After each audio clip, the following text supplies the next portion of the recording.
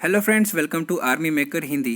दोस्तों, इस वीडियो में हम लोग डिस्कस करने वाले हैं आर्मी जीडी का ओरिजिनल क्वेश्चन पेपर, जिसका एग्जाम हुआ था 2021 में मार्च 28 को। और दोस्तों, ये एग्जाम हुआ था एमएजी सेंटर बेंगलोर में। ठीक है, तो इस क्वेश्चन पेपर का पीडीएफ जिसको चाहिए, आप लोग मेरे टेलीग्राम चैनल को आप लोग ज्वाइन कर लो, वहाँ पे आपको इसका पीडीएफ मिल जाएगा। ठीक है, तो इस क्वेश्चन पेपर का पीडीएफ और बाकी जो प्रीवियस ईयर क्वेश्चन पेपर जो मैंने यूट्यूब में कराए हुए हैं, उनका भी पीडीएफ आपको मेरे टेलीग्राम चैनल पे मिल जाएगा। मेरे टेलीग्राम चैनल का ज्वाइन करने का लिंक मैंने इस वीडियो के डिस्क्रिप्शन बॉक्स में दिया हुआ है।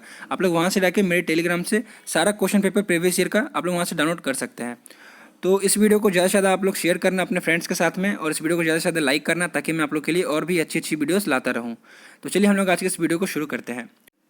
तो सबसे पहले अपन यहाँ पे डिस्कस करेंगे सेक्शन ए, जिसमें दोस्तों आप लोगों से टोटल 15 क्वेश्चन जीके के क्वेश्चन पूछे जाते हैं। तो आज का हमारा पहला क्वेश्चन है सामान्य ज्ञान का। The hill station Jawali is located in which state. दोस्तों, जो जावड़ी पर्वतीय स्थल है वह किस राज्य में स्थित है? तो फ्रेंड्स, इस क्वेश्चन का जो राइट आंसर हो जाएगा वो ऑप्शन सी होगा। दोस्तों, जो जावड़ी पर्वतीय स्थल है वो तमिलनाडु में स्थित वेल्लोर और तिरुवन्नमलाई तक फैला हुआ है। कहाँ से कहाँ तक? वेल्लोर से लेकर तिरुवन्नमलाई तक फैला हुआ है। ठीक है, तो इसका आंसर हो जाएगा ऑप्शन सी।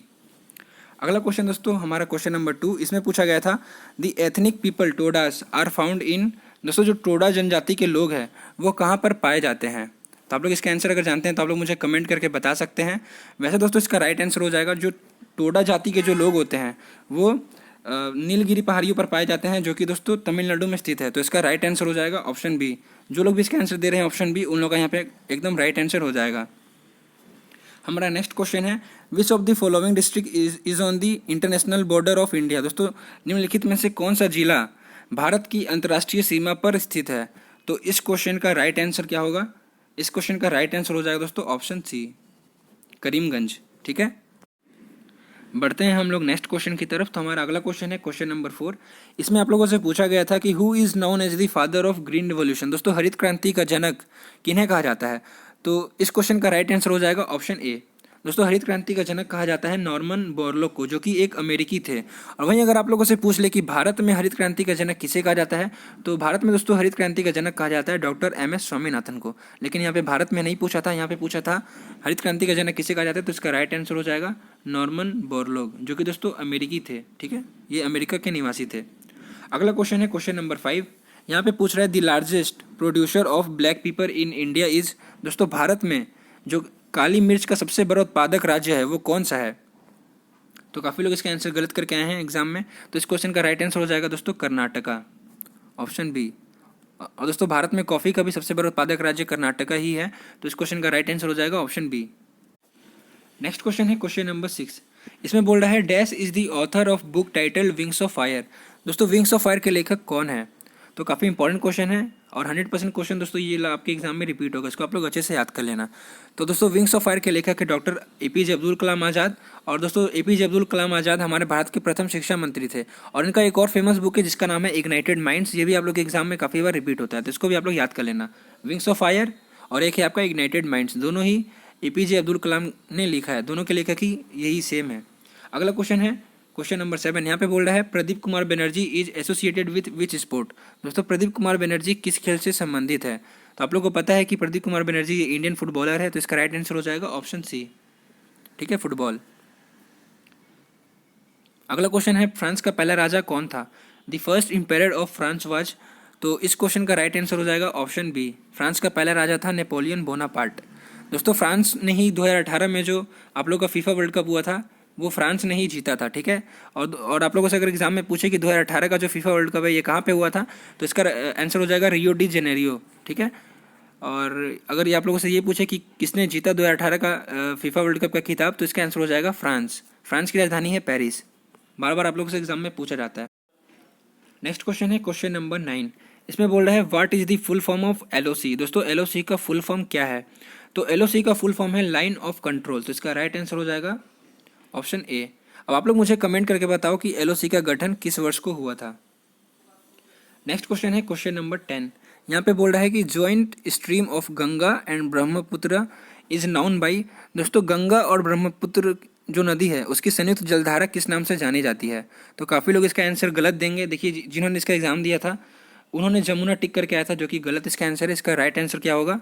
ऑप्शन बी, मेघना। तो जो लोग भी इसका आंसर ऑप्शन बी को दे रहे हैं उन लोग का यहाँ पे एकदम राइट आंसर हो जाएगा। अगला क्वेश्चन है question number 11, who had established the 4 मथ्स और monastic seats in the 4 corners of India. दोस्तों भारत के 4 कोने में मठों की स्थापना किसने करी थी? तो इस क्वेश्चन का राइट आंसर हो जाएगा शंकराचार्य। ऑप्शन बी जो है इसका राइट आंसर हो जाएगा। अगला क्वेश्चन है क्वेश्चन नंबर 12, इसमें दिया गया है who founded the servants of India society. दोस्तों सर्वेंट्स ऑफ इंडिया सोसाइटी की नींव किसने रखी थी? तो काफ़ी इजी क्वेश्चन है, इस क्वेश्चन का राइट आंसर हो जाएगा गोपाल कृष्ण गोखले। दोस्तों सन 1905 ईस्वी में, ठीक है, सन 1905 ईस्वी में गोपाल कृष्ण गोखले ने सर्वेंट्स ऑफ इंडिया सोसाइटी की नींव रखी थी पुणे महाराष्ट्र में। कहाँ पे? पुणे महाराष्ट्र में। ये भी आप लोगों से पूछा जाता है, तो इस क्वेश्चन का राइट आंसर हो जाएगा ऑप्शन बी। अगला क्वेश्चन है क्वेश्चन नंबर 13, केंद्रीय फिल्म निर्माण संस्था भारत सरकार के किस मंत्रालय के अधीन आती है? Central board of film certification comes under which of the following ministries of the government. तो इस क्वेश्चन का राइट आंसर हो जाएगा सूचना एवं प्रसारण मंत्री, ministry of information and broadcasting. इसका राइट आंसर हो जाएगा ऑप्शन डी। अगला क्वेश्चन है क्वेश्चन नंबर 14, इसमें बोल रहा है with which religion are the Dilwara temples associated. दोस्तों दिलवारा का जो मंदिर है वो किस धर्म से संबंधित है? तो आप लोगों ने अच्छे से पढ़ा होगा दिलवारा का जैन मंदिर के बारे में, तो इसका राइट आंसर हो जाएगा ऑप्शन ए। ठीक है, दिलवारा जैन मंदिर जो है ये राजस्थान में स्थित है, तो इसका राइट आंसर हो जाएगा ऑप्शन ए। अगला क्वेश्चन है मृदा अपरदन का मुख्य कारण क्या है? दोस्तों soil erosion is caused due to. दोस्तों मृदा अपरदन का मुख्य कारण क्या है? तो इस क्वेश्चन का राइट आंसर हो जाएगा यहाँ पे दिया गया ऑप्शन ए में जानवरों द्वारा अत्यधिक मात्रा में चरने के कारण, और यहाँ पे दिया गया तीव्र गति से होता शहरीकरण। ऑप्शन सी में दिया गया है उपरोक्त सभी घटक, और ऑप्शन डी में दिया गया है पेड़ों के काटने के कारण। तो दोस्तों यहाँ पे मुख्य कारण बोला है ना, ये नहीं बोला है कि कौन कौन से कारण, तो इसका मुख्य कारण हो जाएगा पेड़ों के काटने के कारण। ठीक है, वैसे इसका ए बी और डी तीनों इसका राइट आंसर हो जाएगा, लेकिन यहाँ पे मुख्य कारण बोला है तो इसका आंसर हो जाएगा सिर्फ डी। ठीक है, यहाँ पे मुख्य कारण बोला है, यहाँ पे ये नहीं बोला है कि कौन कौन से कारण है, तो इसलिए इसका मुख्य कारण हो जाएगा पेड़ों के काटने के कारण, तो इसका राइट आंसर है ऑप्शन डी। और यहाँ से हमारा सेक्शन बी स्टार्ट होता है, जिसमें आप लोगों से 15 क्वेश्चन जनरल साइंस के क्वेश्चन पूछे जाते हैं। तो आज का हमारा पहला क्वेश्चन है dialysis is used for the treatment of. दोस्तों डायलिसिस का प्रयोग हम लोग किसके इलाज के लिए करते हैं? तो इसका राइट आंसर हो जाएगा गुर्दे की निर्बलता यानी कि किडनी की निर्बलता के कारण, तो इसका राइट आंसर हो जाएगा ऑप्शन सी। अगला क्वेश्चन है अस्थायी निकायों के नियमों को किसके द्वारा खोजा गया था? The laws of floating bodies are discovered by. तो इसका राइट आंसर हो जाएगा दोस्तों आर्किमिडीज। ऑप्शन बी जो है इसका राइट आंसर हो जाएगा। अगला क्वेश्चन है vulcanised rubber was invented by. दोस्तों वल्कनाइज्ड रबर का आविष्कार किसके द्वारा किया गया था? तो इस क्वेश्चन का राइट आंसर हो जाएगा option C Charles Goodyear. Next question है क्वेश्चन नंबर 19, इसमें दिया गया है among the following materials sound travels fastest in. दोस्तों निम्नलिखित तत्वों के बीच में ध्वनि की जो गति है सबसे तीव्र किसमें होती है? तो फ्रेंड्स आपको पता है कि ध्वनि की जो सबसे तीव्र गति है वो ठोस में होती है यानी कि सॉलिड में होती है, तो इसका आंसर जल तो नहीं होगा, निर्वात तो बिल्कुल नहीं होगा, क्योंकि निर्वात यानी कि वैक्यूम में साउंड ट्रैवल ही नहीं करता है। ठीक है, निर्वात यानी कि वैक्यूम में सबसे तेज जो ट्रैवल करता है वो लाइट होता है यानी कि प्रकाश होता है, लेकिन साउंड ट्रैवल नहीं करता। तो ऑप्शन बी भी इसका गलत हो जाएगा। ऑप्शन सी में दिया गया स्टील, तो ये इसका राइट आंसर हो जाएगा क्योंकि ये ठोस है, तो इसका राइट आंसर है ऑप्शन सी। ठीक है, अगला क्वेश्चन है क्वेश्चन नंबर 20। यहाँ पे बोल रहा है कि a bullet fired from the rifle has. बंदूक से छोड़ी गई गोली में क्या होती है? तो फ्रेंड्स बंदूक से छोड़ी गई गोली में होती है काइनेटिक एनर्जी। इसका राइट आंसर हो जाएगा गतिज ऊर्जा, ऑप्शन बी। और काइनेटिक एनर्जी का फॉर्मूला होता है हाफ mv²। ठीक है, हाफ mv²। अगला क्वेश्चन है question number 21, the botanical name of the T.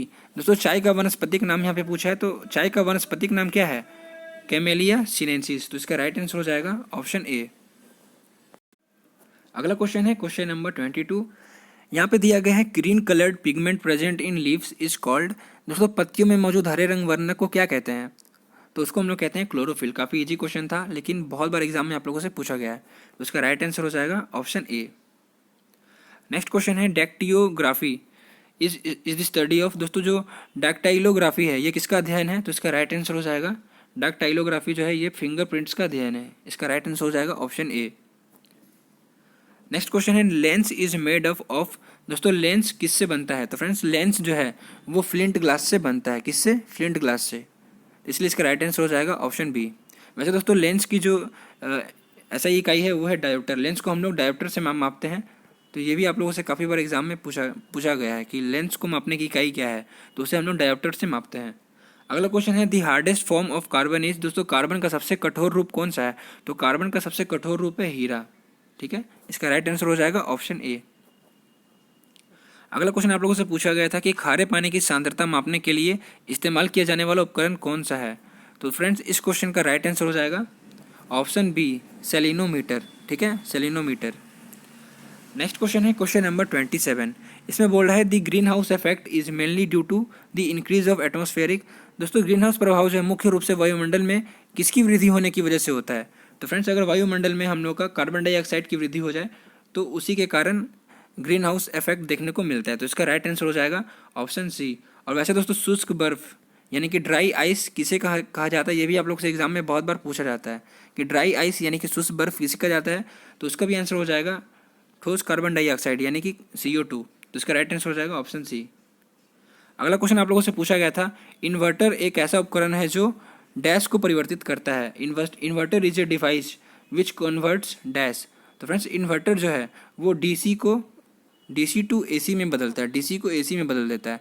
और एक होता है आपका रेक्टिफायर जो AC को DC में बदल देता है। ठीक है, तो यहाँ पे दोस्तों आप लोगों से इन्वर्टर पूछा था तो इसका राइट आंसर हो जाएगा DC टू AC। अगर आप लोगों से रेक्टिफायर पूछे तो आप लोग को आंसर करना है AC टू DC, लेकिन यहाँ पे दोस्तों इन्वर्टर पूछा है तो इसका राइट आंसर हो जाएगा ऑप्शन बी।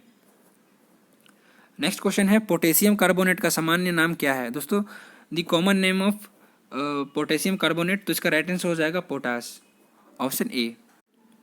नेक्स्ट क्वेश्चन है क्वेश्चन नंबर 30। यहाँ पे दिया गया है a temperature of 295 kelvin is equivalent to approximately. दोस्तों 295 केल्विन का तापमान लगभग किसके बराबर होता है? तो यहाँ पे चारों ऑप्शन में दोस्तों यहाँ पे फ़ारेनहाइट में दिया गया है। और इससे पहले मैंने आप लोग को एक फॉर्मूला बताया था कि कभी भी आप लोग का तापमान अगर केल्विन में दिया गया हो उसको अगर आप लोग को सेल्सियस में चेंज करना है तो आप लोग क्या करना, जितना भी डिग्री दिया गया हो केल्विन उससे आप लोग माइनस कर देना 273.15। ठीक है, तो ये आप लोग का डिग्री सेल्सियस निकल के आ जाएगा।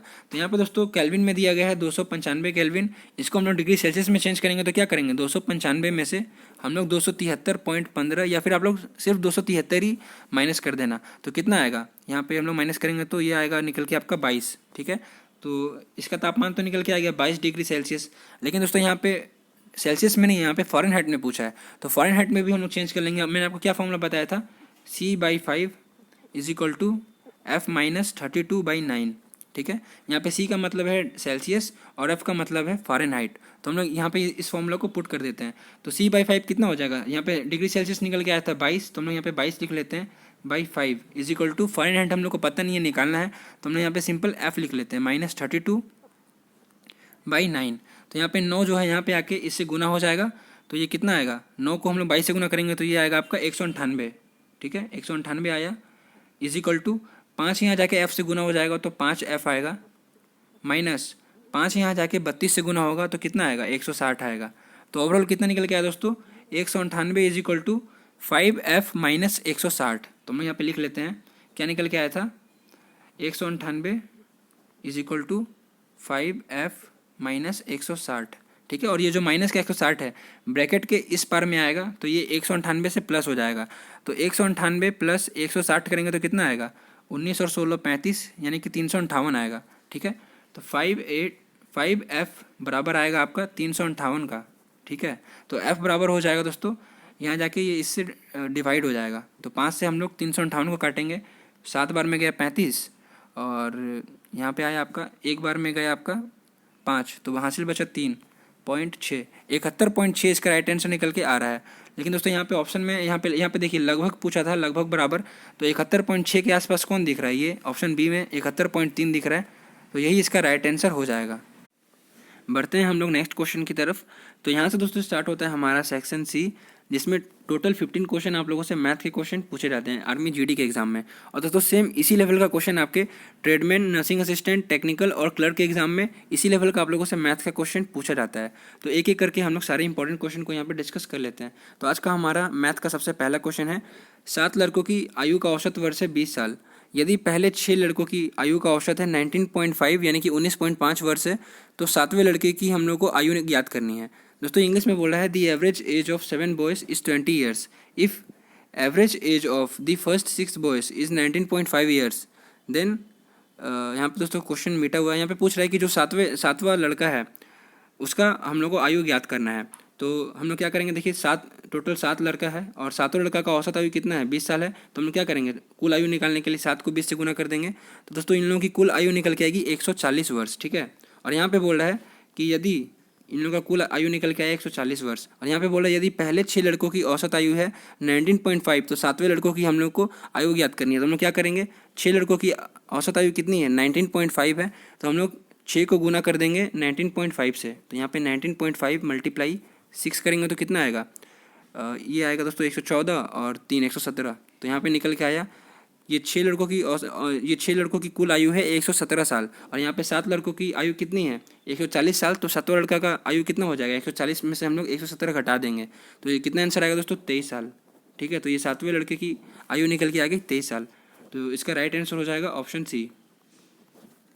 हमारा अगला क्वेश्चन है question number 32।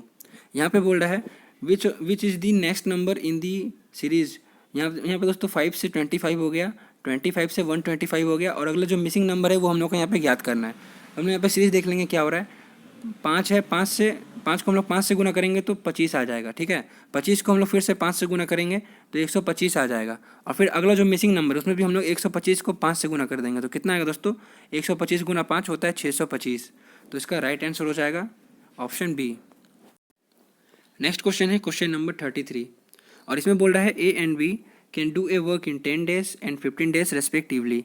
If A starts on the work and both work alternative day, in how many days will the work be completed. यानी कि दोस्तों ए जो है किसी काम को 10 दिन में कंप्लीट करता है, और वहीं पे जो बी है वो उसी काम को 15 दिन में कंप्लीट करता है। और यहाँ पे बोल रहा है यदि ए काम शुरुआत करते हैं, यानी कि दोस्तों ए पहले दिन ए काम करता है और दूसरे दिन बी काम करता है। ऐसे ही दोस्तों ये लोग अल्टरनेटिव डेज में काम करते हैं, यानी कि एक दिन ए काम करता है, ठीक है, उसके अगले दिन बी काम करता है, फिर उसके अगले दिन वापस से ए काम करता है, और फिर उसके अगले दिन से वापस से बी काम करता है। यानी कि ऐसा ही होता है, पहला दिन ए किया, दूसरा दिन बी किया। तो वही बोल रहा है कि टोटल काम कितने दिन में कंप्लीट होगा। तो हम लोग सबसे पहले क्या करेंगे, ए किसी काम को 10 दिन में करता है और बी जो है उसी काम को 15 दिन में करता है। तो हम लोग यहाँ पे सबसे पहले पता करने के लिए कि टोटल काम कितना है, हम लोग क्या करेंगे 10 और 15 का लॉसअप ले लेंगे। और आप लोग बोलेंगे कि लॉसअप लेने का शॉर्ट ट्रिक क्या है। तो फ्रेंड्स ऐसा वो नंबर लीजिए जिससे दोनों डिवाइड हो, सबसे छोटा नंबर। तो हम लोग यहाँ पे सबसे छोटा नंबर लेंगे 30। 30 से 10 भी कटता है और 15 भी कटता है, ठीक है। आप लोग चाहो तो 60 भी ले सकते हो, लेकिन आप लोग सबसे छोटा नंबर लेना। तो ये इसका एलसीएम हो जाएगा 10 और 15 का 30। तो हम लोग 10 से 30 काटेंगे तो 3 बार में जाएगा, यानी कि दोस्तों एक दिन में 3 काम करता है, ठीक है। और 15 को हम लोग बी उसी काम को 15 दिन में करता है, तो 15 को हम लोग 30 से काटेंगे तो ये 2 बार में जाएगा, यानी कि दोस्तों बी जो है एक दिन में 2 काम करता है। और टोटल काम कितना है, 30 काम है, ठीक है। और पहला दिन जो है ए काम करता है, पहला दिन ए कितना काम करेगा, 3 काम करेगा। और दूसरा दिन दोस्तों अगले दिन बी काम करेगा, तो बी उसके दूसरे दिन कितना काम करेगा, 2 काम करेगा। यानी कि दोस्तों दो दिन में ए और बी मिलके 2 दिन में 5 काम करते हैं, ठीक है। 2 दिन में ये लोग 5 काम करते हैं, टोटल काम कितना है 30 है। तो 5 से 30 कितना बार में करता है, 6 बार में। यानी कि दोस्तों ये लोग टोटल 2 गुना 6 यानी कि 12 दिन में ये लोग काम कंप्लीट कर लेंगे, ठीक है। तो इसका राइट आंसर हो जाएगा ऑप्शन बी। नेक्स्ट क्वेश्चन है क्वेश्चन नंबर 44।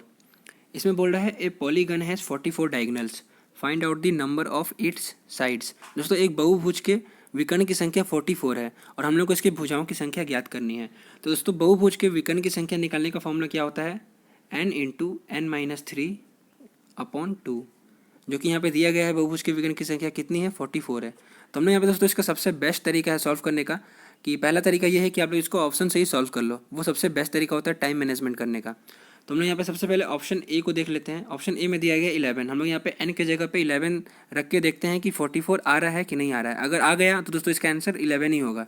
तो यहाँ पे हम लोग n के जगह पे 11 रख के देखते हैं। तो यहाँ पे 11 आ गया n के जगह पे, मल्टीप्लाई बाई n माइनस 3, यानी कि 11 माइनस 3 कितना होता है, 8 होता है, ठीक है, अपॉन 2 इज इक्वल टू 44। अब यहाँ पे देख लेते हैं 11 को हम लोग 8 से मल्टीप्लाई करेंगे तो कितना आएगा, 88 आएगा, और 88 अपॉन 2 कितना आएगा, 44 आएगा। यानी दोस्तों ये प्रूव हो चुका है कि 11 ही इसका राइट आंसर हो जाएगा। तो इसका राइट आंसर है ऑप्शन ए। वैसे दोस्तों आप लोग इसको बेसिक से भी सॉल्व कर सकते थे। इसका फॉर्मूला मैंने क्या बताया था, n into n minus 3/2 is equal to 44 दिया हुआ है, ठीक है। तो यहाँ पे जो 44 है ये यहाँ पे जाके 44 से मल्टीप्लाई हो जाएगा तो कितना आएगा, 88 आएगा। यानी कि दोस्तों n into n minus 3 is equal to 88, ठीक है। और यहाँ पे n जो है n से गुना होगा तो कितना होगा, n square minus 3n is equal to 88। ठीक है, n square minus 3n is equal to 88। तो यहाँ पर हम लोग लिख लेते हैं n स्क्वायर माइनस 3n, और वहाँ पे दोस्तों इज इक्वल टू 88 था तो वो बराबर के लेफ्ट साइड में आएगा तो वो माइनस हो जाएगा। ठीक है, माइनस 88 बराबर 0। अब यहाँ पे हम लोग क्या करना है, ये जो बीच में 3n आपको दिख रहा है और यहाँ पे जो लास्ट में 88 दिख रहा है, हम लोग को यहाँ पे इसका 2 फैक्टर ऐसा लेना है जिससे हम लोग को 3 मिल जाए। तो एक है आपका दोस्तों 11 और एक है आपका 8। ठीक है, तो यहाँ पर हम लोग ऐसे लिख सकते हैं n square minus 11n plus 8n। हम लोग यहाँ पे प्लस 8n इसीलिए लिए क्योंकि दोस्तों माइनस 11 में से प्लस का 8 घटाएंगे तो तब जाके माइनस का 3 आएगा। ठीक है, इसीलिए हम लोगों ने यहाँ पे प्लस का 8n लिखा। ठीक है, माइनस 88 बराबर 0। ठीक है, अब यहाँ पे दोस्तों n का मान 2 आया, एक तो आया आपका देखिए यहाँ पे माइनस 11n था और एक था आपका प्लस का 8n।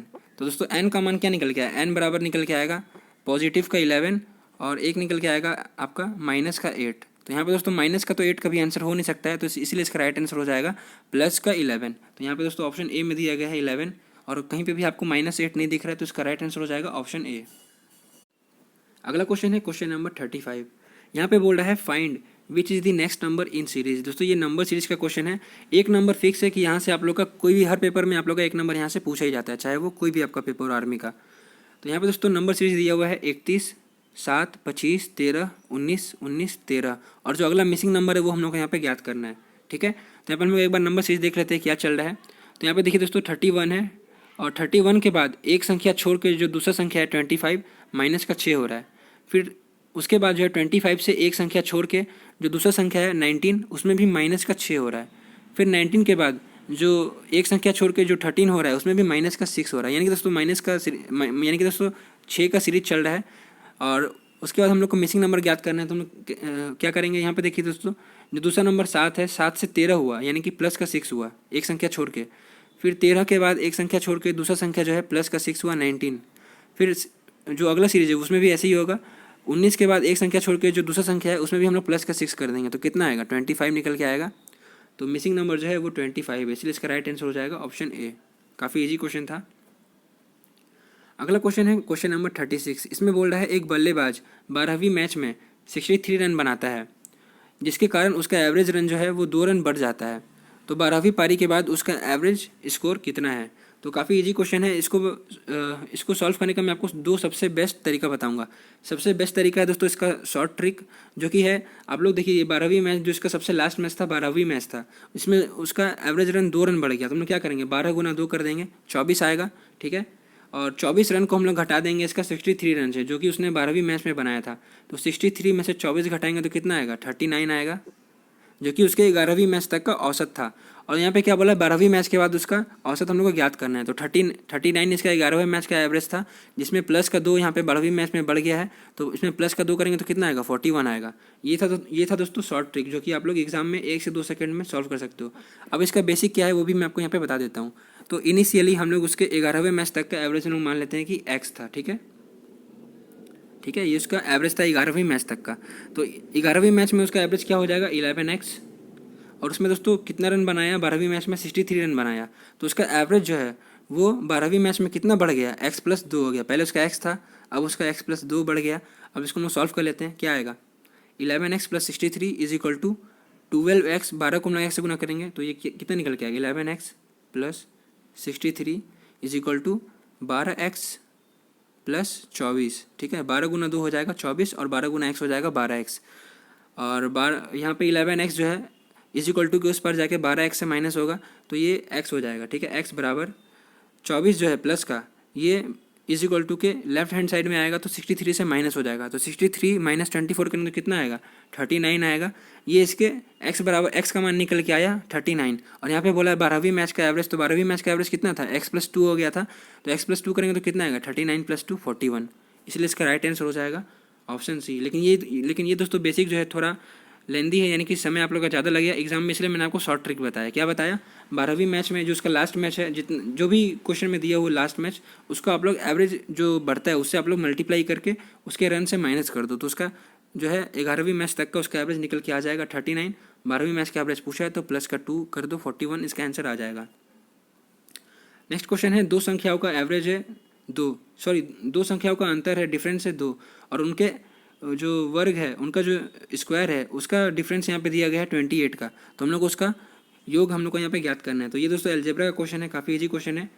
a माइनस बी, कोई दो संख्या, हम लोग एक संख्या को a मान लेते हैं, एक संख्या को b मान लेते हैं। तो a माइनस बी बराबर 2 दिया हुआ है, और उनके वर्गों का अंतर यानी कि उसके स्क्वायर का अंतर a square minus B square कितना दिया है, 28 दिया हुआ है, और हम लोग उसका योग यानी कि a प्लस बी पूछा है। ठीक है, तो हम लोग क्या करेंगे, आपको पता है a square minus B square कितना होता है, a square minus B square होता है a plus B into a minus B. तो a square minus B square 28 दिया हुआ है। ठीक है, यानी कि उनके वर्गों का अंतर 28 दिया हुआ है। तो a square minus B square होता है a plus B into a minus B. हम लोग को यहाँ पे a माइनस बी दिया हुआ है, कितना है दोस्तों, 2 है, multiply by a plus B हम लोग से पूछा है। तो हम लोग यहाँ पे a प्लस बी कर लेते हैं।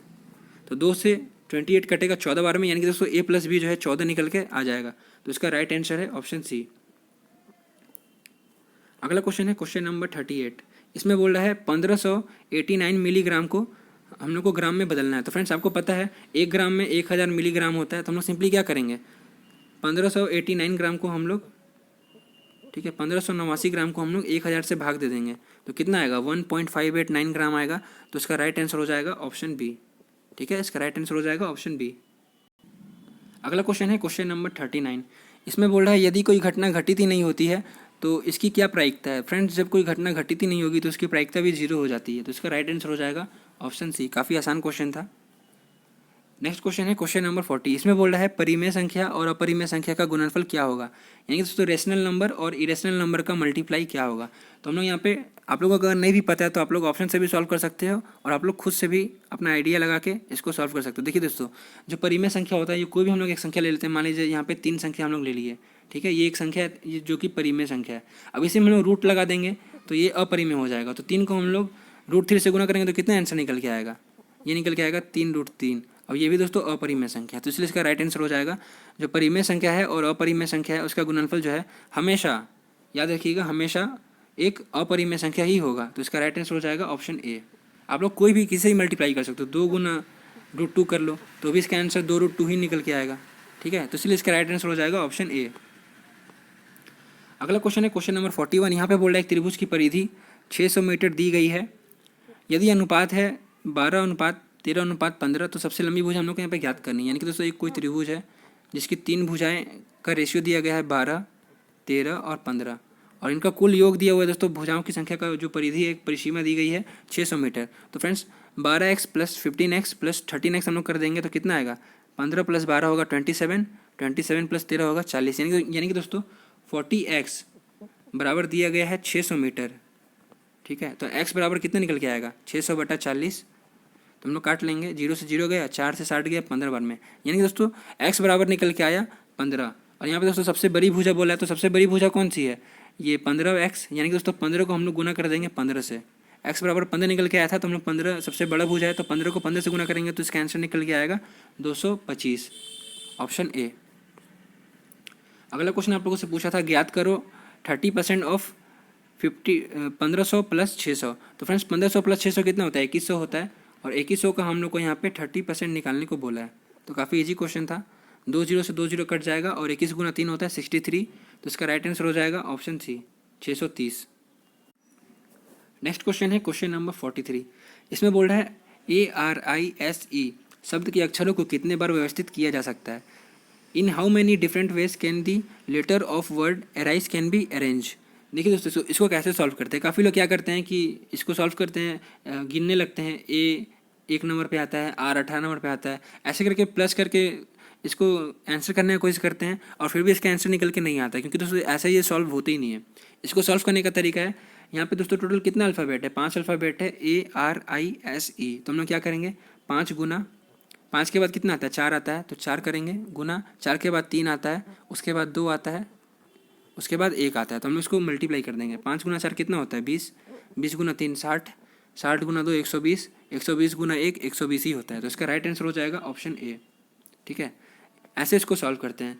और जैसे कि मान लीजिए कोई भी आपको कोई शब्द दे, जैसे कि मान लीजिए आपको कोई बोल दे एनिमल का हम लोग कितनी बार व्यवस्थित कर सकते हैं, ऐसे अगर आपको कोई बोल दे, तो इसमें आप लोग क्या करना, देखना 6 टोटल अल्फ़ाबेट है, तो आप लोग क्या करना, 6 गुना 5 गुना 4 गुना 3 गुना 2 गुना 1, ठीक है, ऐसे इसको सॉल्व करना। अब आप लोग मुझे कमेंट करके बताओ, मैं देख रहा हूँ कि आप लोग इसको सीखे हो कि नहीं। आप लोग मुझे कमेंट करके बताओ कि डॉक्टर को हम लोग कितने बार व्यवस्थित कर सकते हैं। ठीक है, डॉक्टर को हम लोग कितनी बार व्यवस्थित किया जा सकता है, आप लोग मुझे कमेंट करके बताओ। अगला क्वेश्चन है क्वेश्चन नंबर 44, और इसमें बोल रहा है एक मोटर बोट प्रवाह की निचली दिशा में 9 किलोमीटर की दूरी तय करने में 2 घंटे का समय लेती है। ठीक है, यानी कि दोस्तों धारा के अनुकूल दिशा में एक नाव 2 घंटे में 9 किलोमीटर की दूरी तय करती है। तो दोस्तों 2 घंटे में 9 किलोमीटर की दूरी तय करती है, तो 1 घंटे में कितनी दूरी तय करेगी? 4.5 किलोमीटर। ये हो गया दोस्तों धारा के अनुकूल। ठीक है, यानी कि x + y।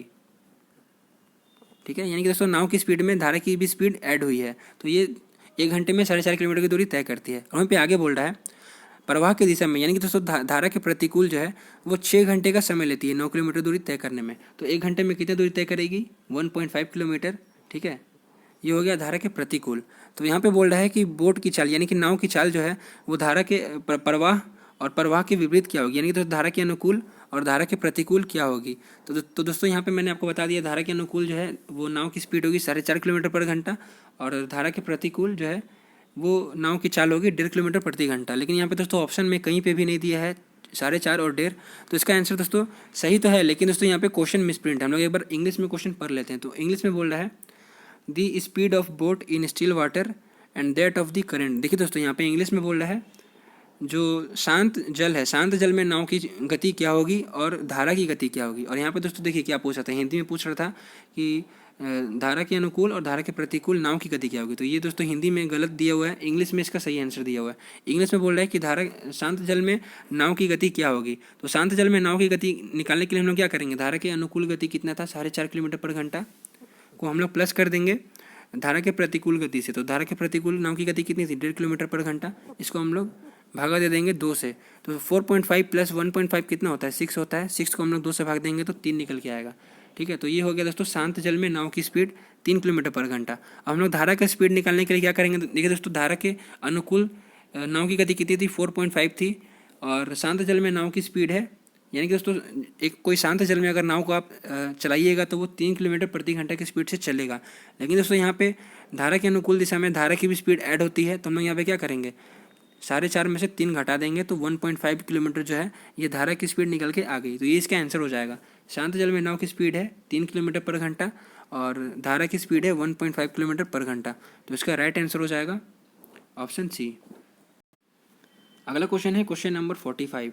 इसमें बोल रहा है a person sells 400 mangoes at the cost price of 320 mangoes, what is his profit percentage. और हिंदी में बोल रहा है एक व्यक्ति 320 आम के विक्रय मूल्य पर 400 आम को बेच देता है, तो उसका कितना प्रतिशत घाटा होगा। अब देखिए दोस्तों यहाँ पे इंग्लिश में कुछ और पूछ रहा है, हिंदी में कुछ और पूछ रहा है। इंग्लिश में पूछा है कि उसका प्रॉफिट कितना होगा, यानी कि उसका लाभ कितना होगा, और हिंदी में पूछ रहा है उसका घाटा कितना होगा। तो आप लोग देख सकते हैं इंडियन आर्मी बार बार जानबूझ के वो लोग क्वेश्चन को मिसप्रिंट करते हैं, ताकि दोस्तों आप लोग कंफ्यूज हो जाओ और आप लोग क्वेश्चन गलत करके आ जाओ। तो आप लोग को क्या करना है, कभी भी अगर ऐसा सिचुएशन है कि इंग्लिश और हिंदी में अलग अलग दिया है, तो आप लोग वहाँ पे हिंदी में आप लोग आंसर मत देना हिंदी पढ़ के, आप लोग इंग्लिश में क्वेश्चन को पढ़ के आंसर देना, क्योंकि दोस्तों इंग्लिश का क्वेश्चन हमेशा सही माना जाता है। ठीक है, तो हम लोग इसको इंग्लिश में सॉल्व करते हैं। इंग्लिश में बोल रहा है कि कोई व्यक्ति है जो 400 आम को बेचता है 320 आम के क्रय मूल्य के दाम पर, तो उसका प्रॉफिट परसेंटेज कितना होगा। तो यहाँ पे हम लोग सॉल्व कर लेंगे। सेलिंग प्राइस यानी कि विक्रय मूल्य बटा कॉस्ट प्राइस यानी कि क्रय मूल्य बराबर है 400 बटा 320 का। ठीक है, तो ये 80 से कट जाएगा दोनों, 80 से 400 जाएगा 5 बार में, 320 जाएगा 4 बार में। यानी कि दोस्तों 4 जो है सेलिंग प्राइस से जाके मल्टीप्लाई होगा और कॉस्ट प्राइस जो है 5 से जाके मल्टीप्लाई होगा, यानी कि 4 सेलिंग प्राइस बराबर है 5 कॉस्ट प्राइस का। तो यहाँ पे कितना का फ़ायदा हो रहा है? 1 का फ़ायदा हो रहा है। ठीक है, 1 का फ़ायदा हो रहा है, 4 पे मल्टीप्लाई करेंगे हम लोग 100 से, तो ये कितना निकल के आएगा? 25% निकल के आएगा। इसलिए इसका राइट आंसर हो जाएगा ऑप्शन डी।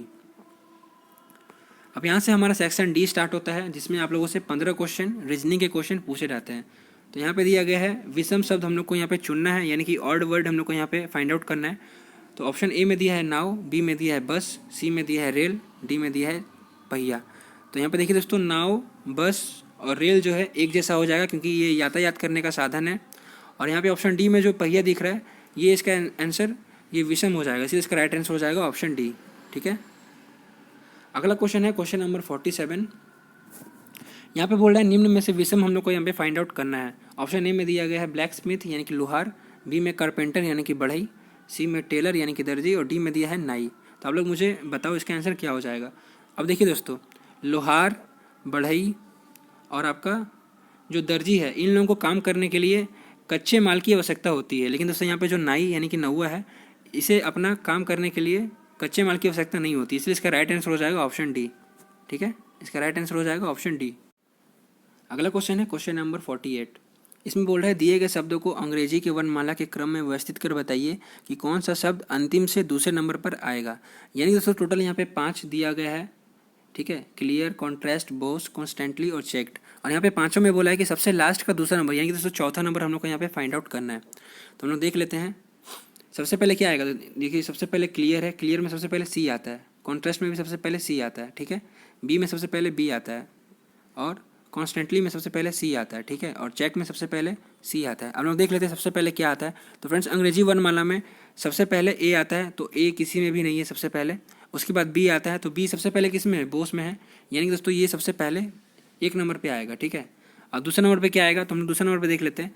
यहाँ पे क्लियर है, कॉन्ट्रास्ट है, कॉन्स्टेंटली है और चेक्ड है। तो फ्रेंड्स देखिए यहाँ पे क्लियर में सी के बाद एल है, कॉन्ट्रास्ट में सी के बाद ओ है, और कॉन्स्टेंटली में सी के बाद ओ है, और यहाँ पे चेक्ड में सी के बाद एच है। तो सबसे पहले दोस्तों ABCD में सबसे पहले क्या आता है, एच आएगा, क्योंकि दोस्तों एच के बाद में एल आता है, ABCDEFGHIJKH। हाँ दोस्तों, एच के बाद में एल आता है, तो ये दूसरे नंबर पे हो जाएगा। ठीक है, और ये जो है क्लियर, ये तीसरे नंबर पे हो जाएगा। ठीक है, क्योंकि एल के बाद में ओ आता है। अब यहाँ पे देखिए दोस्तों दो कॉन्ट्रास्ट और कॉन्स्टेंटली, इन दोनों में सबसे पहले कौन सा आएगा। तो देखिए यहाँ पे सी के बाद ओ है, यहाँ पे भी सी के बाद ओ है। ठीक है, उसके बाद यहाँ पे एन है, यहाँ पे भी एन है, यहाँ पे टी है और यहाँ पे एस है। तो फ्रेंड्स टी और एस में सबसे पहले क्या आता है, टी और एस में सबसे पहले एस आता है, तो इसलिए इसका राइट आंसर हो जाएगा कॉन्स्टेंटली। ये चौथे नंबर में आएगा और ये जो है 5वें नंबर पे आएगा। तो हम लोग यहाँ पे दूसरा नंबर फाइंड आउट करने बोला था लास्ट का, तो लास्ट का दूसरा नंबर कौन सा है, कॉन्स्टेंटली, क्योंकि ये 4वें नंबर पे आता है। तो इसका राइट आंसर हो जाएगा ऑप्शन ए। अगला क्वेश्चन है क्वेश्चन नंबर 49, और इसमें बोल रहा है कि यदि किसी कोड भाषा में AWAKE को ZBZJD लिखा जाता है, तो उसी कोड भाषा में फ्रेंड को क्या लिखा जाएगा। तो फ्रेंड्स यहाँ पे देखिए क्या है, A से Z हुआ -1, फिर W से V हुआ -1, फिर A से Z हुआ -1, फिर K से J हुआ, ये भी -1 हुआ, और E से D हुआ -1 हुआ। यानी कि दोस्तों हर बार -1 हो रहा है। ठीक उसी तरह फ्रेंड में भी वही होगा। ठीक है, यहाँ पे हम लोग फ्रेंड लिख लेते हैं। ठीक है, फ्रेंड लिख लिए। तो F आता है 6 नंबर में, 6 में से 1 घटाएंगे तो 5 आएगा, 5 नंबर में E आता है। R आता है आपका 18 नंबर में, 18 में से 1 घटाएंगे तो 17 आता है, 17 नंबर में आता है आपका Q। ठीक है, फिर I जो है 9 नंबर में आता है, 9 में से 1 घटाएंगे तो 8, 8 नंबर पे आता है H। E आता है 5 नंबर में, 5 में से 1 घटाएंगे तो 4 आता है, 4 नंबर पे आता है आपका D। N आता है 14 नंबर में, 14 में से 1 घटाएंगे तो 13 आएगा, 13 नंबर पे आता है आपका M। और लास्ट में है दोस्तों आपका D आता है 4 नंबर में, 4 में से 1 घटाएंगे तो 3 होगा, 3 नंबर पे आता है आपका C। तो ये इसका राइट आंसर हो जाएगा EQHDMC। तो इसका राइट आंसर हो जाएगा ऑप्शन डी। ठीक है, अगला क्वेश्चन है क्वेश्चन नंबर 50। इसमें बोला है निम्नलिखित श्रेणी को पूरा करना है। ठीक है, ये मिसिंग नंबर से है। तो यहाँ पे देखिए दोस्तों A से B हो गया, ठीक है, B से D हो गया, और D के बाद अगला नंबर हम लोग को यहाँ पे ज्ञात करना है। तो हम यहाँ पे हम लोग देखें क्या हो रहा है। A से B हुआ +1, ठीक है, B से D हुआ +2, यानी कि दोस्तों जो अगला मिसिंग नंबर है वो यहाँ पे देखिए पहले 1 प्लस हुआ, फिर 2 प्लस हुआ, यानी कि आगे जो प्लस होगा वो प्लस का 3 होगा। तो 4 में 3 जोड़ेंगे तो कितना आएगा आपका, 4 में 3 जोड़ेंगे तो 7 आएगा, और 7 नंबर में आता है आपका G। तो इसका राइट आंसर हो जाएगा G, ऑप्शन डी जो है इसका राइट आंसर हो जाएगा। उम्मीद करते हैं दोस्तों आप लोग को ये वीडियो अच्छा लगा होगा। आप लोग इससे ज़्यादा से ज़्यादा शेयर करना अपने दोस्तों के साथ में, और प्लीज़ आप लोग मुझे कमेंट करके बताना कि आप लोगों ने 50 में कितना स्कोर किया। ठीक है, अगर आप लोगों ने 45 के आसपास स्कोर किया तो आप लोग का स्कोर बहुत अच्छा है, और अगर आप लोगों ने 40 के आसपास स्कोर किया तो भी आप लोग का अच्छा है। लेकिन दोस्तों आप लोग ट्राई करना कि 45 के आसपास स्कोर करना, ताकि आप लोग का आराम से किसी भी जोन में आप लोग का सिलेक्शन हो जाए। ठीक है, और आप लोग ज़्यादा से ज़्यादा इस वीडियो को लाइक करना, और आप लोग मुझे कमेंट करके बताना कि आप लोगों को ये वीडियो कैसा लगा। मिलते हैं किसी नेक्स्ट वीडियो में, तब तक के लिए जय हिंद, जय भारत।